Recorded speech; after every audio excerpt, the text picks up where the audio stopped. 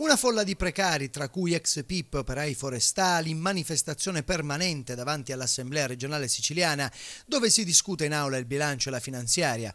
I manifestanti hanno impedito l'accesso delle auto alla piazza, dove sono schierate le forze dell'ordine, chiedono la stabilizzazione del posto di lavoro. Il clima all'Ars è rovente, soprattutto per la discussione sul rinnovo dei contratti dei precari. L'avvertenza più difficile è proprio quella sulla società Trinacria Onlus, società formata da oltre 3.200 ex PIP, transitati dal comune alla regione e titolari di un contratto a tempo indeterminato.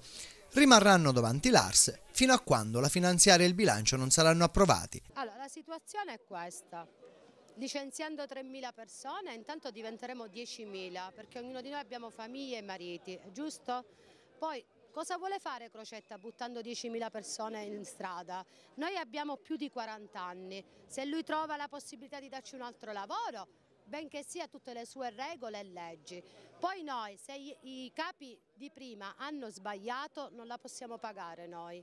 Noi stasera, ogni sera, come i signori politici apparecchiano, dobbiamo apparecchiare per i nostri figli. Noi non possiamo mandare neanche i bambini a scuola, ok?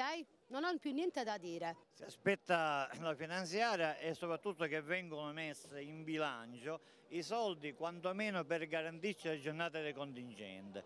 Però noi chiediamo di più, noi chiediamo che venga rispettato l'accordo del 2009, cioè l'aumento delle giornate lavorative.